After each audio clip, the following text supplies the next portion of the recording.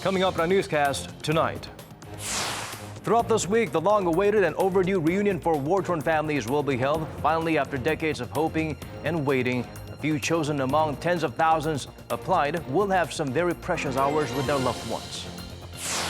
During this week's cabinet meeting, two subjects topped the agenda: improving the job situation and working to hold the inter-Korean reunions for separated families more regularly.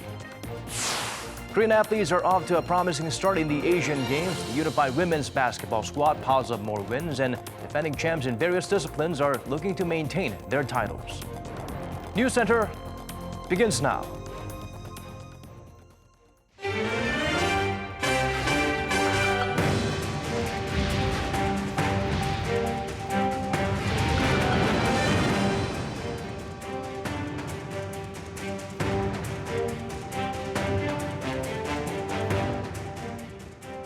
It's 8 p.m. here in Korea, live from our studio in Seoul. This is Arirang News Center. Welcome to our program. I'm Daniel Che. Once again, we begin our newscast with an event that reminds us of the painful reality of a nation torn in two. A lifelong wait comes to an end for a select few divided families thanks to a reconciliatory mood on the peninsula. Some 90 South Koreans were selected from a pool of tens of thousands who applied. They finally met their relatives today. Let's start things off by turning to our Oh Jung-hee. Jung-hee, as Koreans, the participants, and those witnessing the moment, we're all getting a little teary-eyed right now. You're absolutely right, Daniel. This afternoon, we witnessed a very emotionally charged event as families of South and North Korea met each other for the first time at the group reunion. And I just have to say, we can't imagine how heartbreaking it would be to meet your family member for the first time after 70 years of complete separation and no contact. The participants met each other with many different personal circumstances. A South Korean mother meeting two North Korean daughters that she unintendedly left behind when seeking refuge during the war. A South Korean uncle reminiscing about his brother who died some time ago by looking at the photos brought by his North Korean niece. Sisters from opposite sides of the border recognizing each other at first sight. Some participants peppered each other with questions to make sure they are who they think they are. And after realizing that they were, they'd burst into tears. Families put their faces together and held each other's hands tight like they never wanted to part again, and they chatted continuously as they shared memories of their common family members who have passed away. They'd also take out some photos of the past and see how much they resemble each other. Some cried that they can't believe this is really happening and told the joint press pool reporters there that they want the two Koreas to be reunified so badly, and there'd be nothing greater than to live together even for just 1 minute. Agonizing scenes, some participants, though they got to meet the family members they missed so much, they couldn't communicate properly because they can't hear well or don't remember much because they've grown so old. Well, Jung-hee, it's an emotional roller coaster for many involved and those of us watching. You're telling us more details right now. Let's talk about the reunion schedules, Jung-hee. How did the South Korean participants go there, and what more can we expect during the next 2 days to come? Well, more than 360 South Koreans went to North Korea's Mount Kumgang this morning, including the participants of the reunions, the support staff, and the members of the press. They went by bus. They crossed the inter-Korean land border via the Eastern Inter-Korean Transit Office and arrived at the North Korea's Mount Kumgang resort at around 1 p.m. The public reunion I was just talking about was first on schedule. It ended 3 hours ago at 5 p.m. Korea time. Ongoing now is a welcoming dinner hosted by North Korea. Tomorrow, the families will be able to have some private time and eat lunch on their own in their rooms at the resort and meet once again at another group reunion in the afternoon. The reunions will come to an end on Wednesday. All in all, though we say it's a 3-day-long reunions, families are only given 11 hours to spend together, and we all know that that's just not enough to make up for the past 70 years that they've been apart. Daniel? Right, the hours must feel like seconds for everyone involved. Thank you for being out there for us, Jung-hee. We appreciate it. Now, watching the event unfold from a bird's-eye view is deeply moving enough. And now we have a chance to get to know the people directly involved in this emotional ride. Our Defense Ministry correspondent Park Ji-won joins us in the studio today to share with us all she heard while sitting down with the families involved. Ji-won? Yes, Daniel. For this first round of 3-day reunions, there are 89 participants from the South who have traveled to the North to meet their loved ones, each of them accompanied by 1 or 2 people to look after them. Only 7 people out of the South Korean participants are meeting members of their immediate families, like sons and daughters. One of them is 89-year-old UNSC. He's meeting his 67-year-old daughter, whom he's never seen before. Yu said he didn't even know his wife was pregnant when he decided to escape North Korea temporarily. It was a decision that changed his life. After that, he never saw his wife again and never got to meet his daughter until now. Upon meeting each other, they looked at family photos together. 아버지, 이거 엄마야, 엄마. Another story is especially heart-wrenching.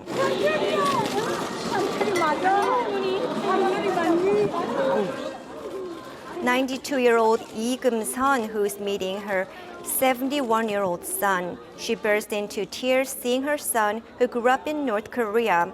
A day ago in a press interview, Lee said she'd like to ask how he was raised and by whom. As gifts for him, she brought coats and nutritional supplements. Then there's a 99-year-old Han Shin-ja who met with her 2 daughters she left behind in North Korea. She thought she'd be reunited with them in 2 to 3 months during the war. She burst into tears seeing them, and they held hands the whole time. Rather than parent and children, of course, there are those who are not that far apart in age. What about direct siblings? Yes, Daniel. 80-year-old Kim Kwang-ho met his younger brother, 78-year-old. Kim had 7 siblings in the North when he headed down to South Korea in 1950. He said he thought he could reunite with them in just a week, but that week turned into 68 years. Another South Korean who's meeting with her siblings is 82-year-old Bae Sun-hee. She met with 1 older and 1 younger sister. Before the meeting, she said she wasn't sure that her younger sister would be able to come, but thankfully, the 3 of them were able to share this precious moment. And the oldest participant among the group is 101-year-old Baek Sung-gyu, who met his daughter-in-law and a granddaughter. 기분이 얼만큼 좋으세요? 금강산 만큼? 처음에 무슨 말 해주셨어요? 며느리분 오늘 뵙고 처음에 무슨 말 해주셨어요? 아무 말도 못 했는데 눈물이 나서. Wow, and all the participants, of course, had amazing stories to share, but some stood out a little bit more, especially those who ended up on the opposite side of the border due to some unique circumstances. That's right, Daniel. Well, some of these relatives were separate because a member of their family was taken prisoner by the North during the war or was abducted by the regime, and that's true in 6 cases. As South Korea prepared for these reunions, asking the North which people would be able to attend, it inquired about 50 people in particular who were either POWs from the South or had been otherwise abducted. The North confirmed the whereabouts of 21 of them, 13 of them dead, 8 alive, and 2 of those still living are unable to move because of their advanced age. So the 6 who were able to move have joined these reunions. POWs and abductees have joined the reunions before. Between 2000 and 2015, South Korea inquired about 350 such people, 54 of whom eventually got to meet their families. Well, there's not nearly enough frequency in terms of the reunions. Hopefully this little time they've had provided some closure while they could find it. Thank you for coming into the Ichiwan. Thanks for having me. Let's shift our focus to the place that will be overwhelmed with a flood of emotions as the reunions continue this week. Mount Kumgang has been the heart of this gathering ever since it opened. Kan Young-woo gets us better acquainted with the North Korean resort. Located on North Korea's southeast coast, the Mount Kumgang resort is the main venue for this year's family reunions between the 2 Koreas. As the place where the first Inter-Korean summit took place in 2000, the resort has long been one of the most symbolic connections between the South and North. In particular, the resort has been the scene of family reunions on the Korean peninsula over the years. In an effort to promote the scenic beauty of Mount Kumgang and expand inter-Korean exchanges, the resort was built by South Korean firm Hyundai Asan in 1998 and drew over 1 million tourists from the south for the next 10 years. But after South Korean tourist Park Kwang-ja was shot dead by a North Korean soldier in July 2008, all tourists from the south ceased and the resort went from a bustling tourist hotspot to a ghost town. However, 10 years later, and things have changed. The agreement from April's Inter-Korean Summit to hold the family reunions and its follow-up measures have revitalized the resort and the region in general.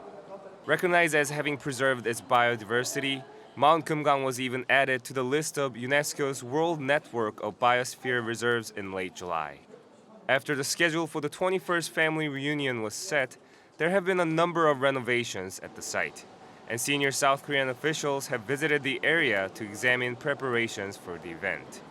Now that the stage is set for the war-separated families to reunite, their time together at the Mount Kumgang Resort will be etched into the minds of the Korean people for years to come.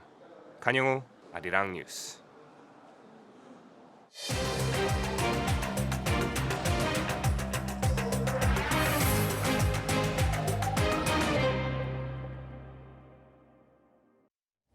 During his meeting with top aides, President Moon Jae-in stressed the reunion of separated families must become a regular event. The South Korean leader also called for greater efforts to create more jobs amid the increasing unemployment rate. Hwang Ho-jun shares with us his remarks. According to the South Korean president, Seoul and Pyongyang have to act boldly to expand and speed up the reunions of separated families, calling it a top priority among the humanitarian projects the two Koreas must undertake together. 남과 북은 더 담대하게 이산가족 문제 해결을 위해 노력해야 합니다.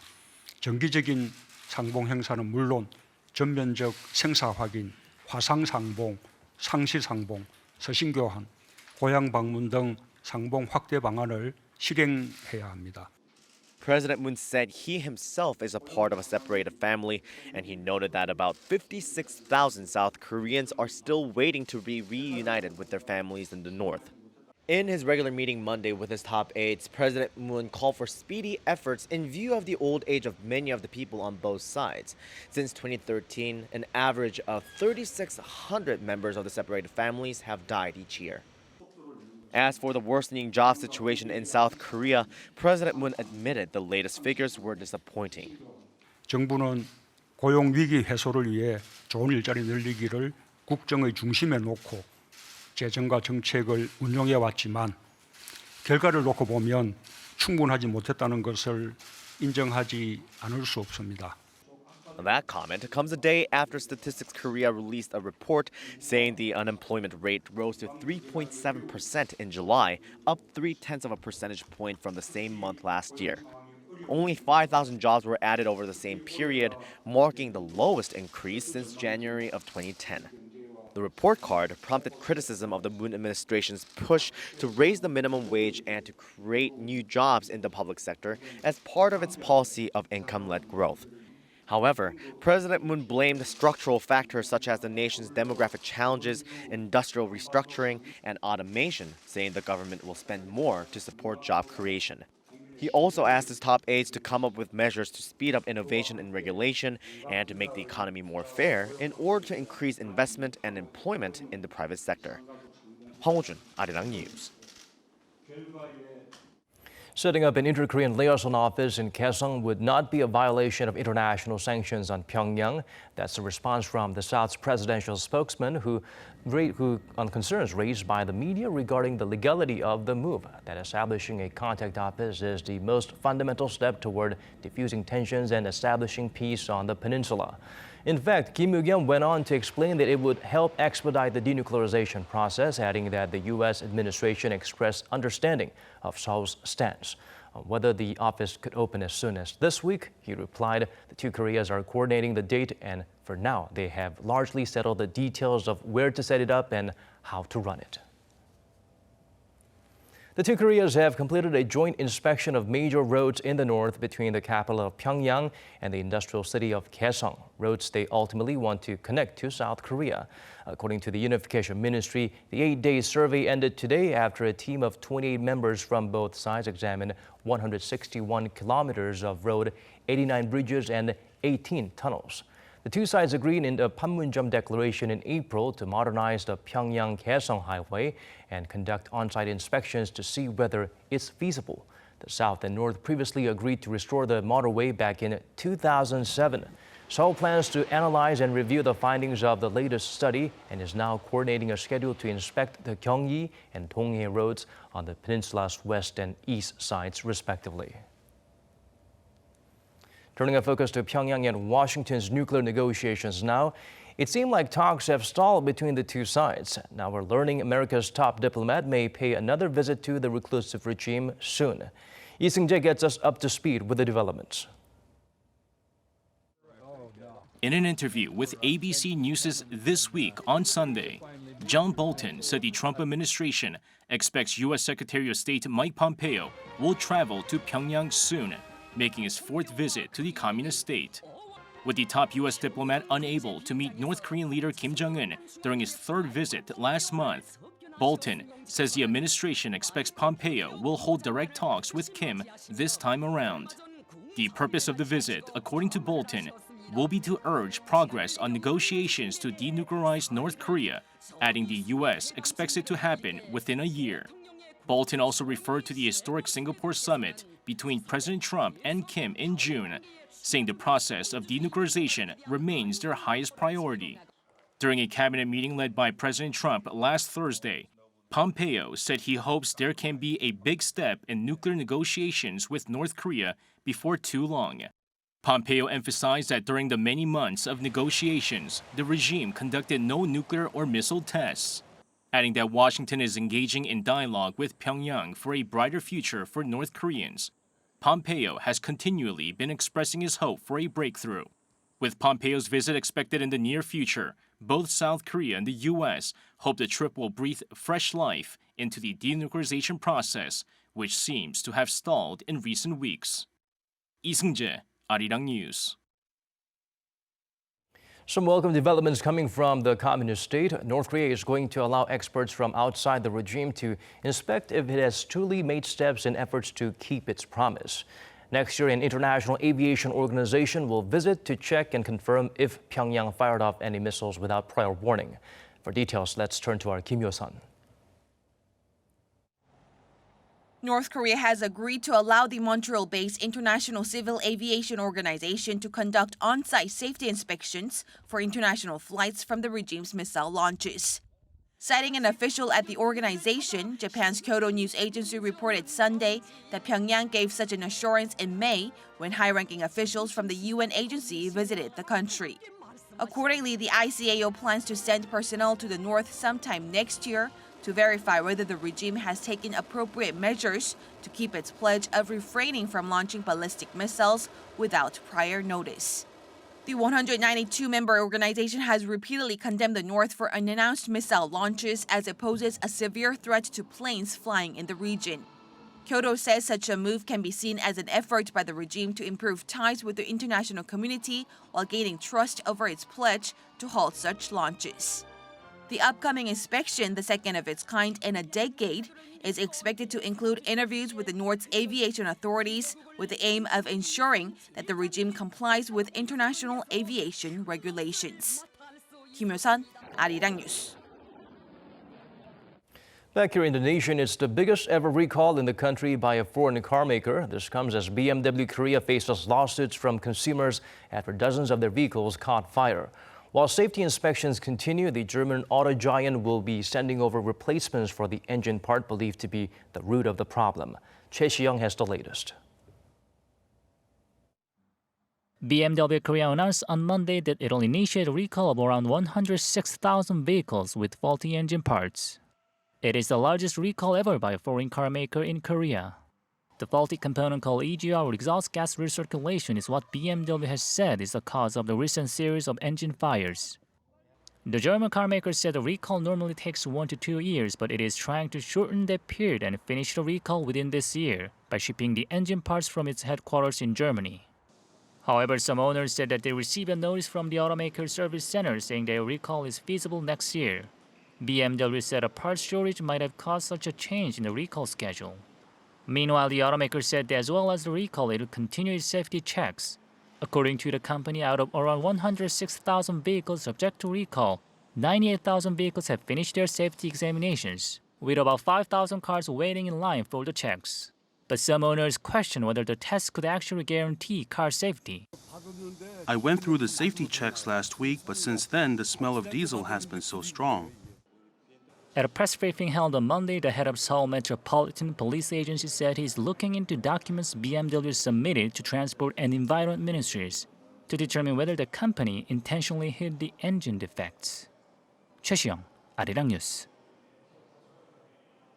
South Korea's corporate watchdog unveiled a set of measures to root out corruption among its ranks. The Fair Trade Commission plans to ban private contacts between its employees and retirees seeking employment at corporations related to their former duties. Staff job status will be posted on its website for 10 years after retirement if they're hired by private companies and their affiliates with annual sales of nearly $9 million. The FTC vowed to prohibit employees from giving paid lectures to personnel from private companies and law firms. Plus, an anonymous page will be set up on its website for whistleblowers. This comes as prosecutors indicted 12 former and current senior officials of the corporate watchdog last week for allegedly forcing companies to hire them when they retire.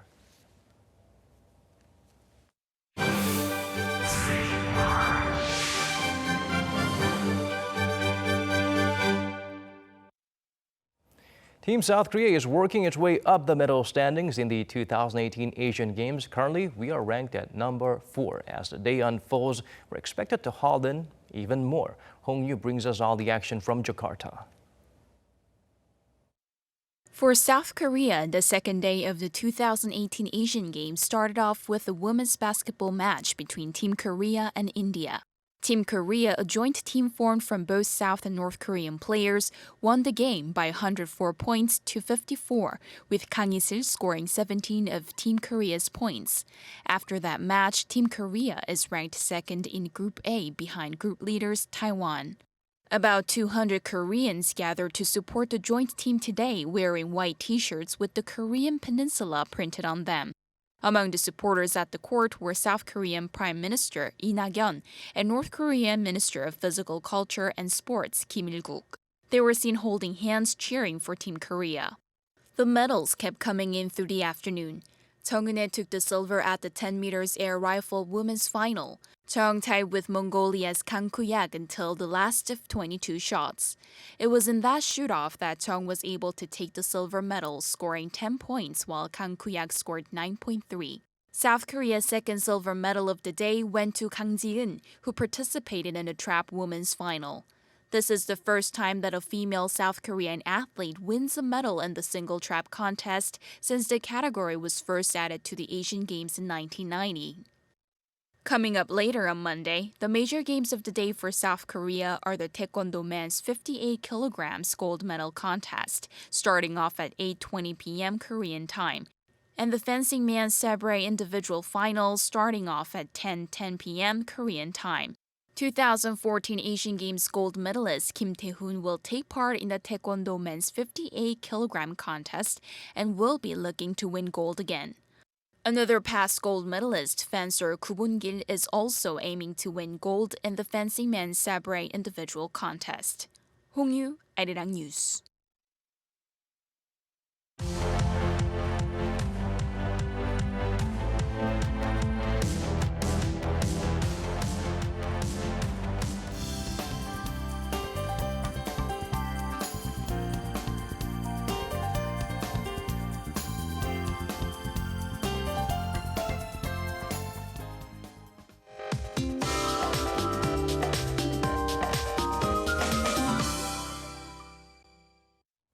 Time to turn to Michelle Baek at the Weather Center for the updates you need.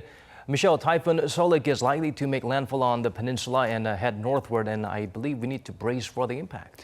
Well, yes, Daniel, it's the first time a typhoon makes landfall on the peninsula since 2012. Now, on Wednesday, Solik is expected to reach the southern coast of Jeju Island and make its way up along the west coast of the country. And by Thursday, the entire country will be under heavy rain and wind, and the typhoon will weaken as it exits through Gangwon province over on Friday. Until then, hot and humid conditions are expected to dominate the forecast this week, and also it'll mostly be cloudy tomorrow across the Northeast Asia. On to the readings. Seoul starts the day at 25 degrees Celsius tomorrow, while Daegu and Gyeongju wakes up bearable temperatures at 22 and 21 degrees respectively. The daily highs over in Seoul will top to 33 degrees, while Gwangju hits 35 and Busan at 32 degrees. Now make sure to check the latest forecast regarding the upcoming storm before heading out and take the necessary precautions. I'll leave you with the weather conditions around the world.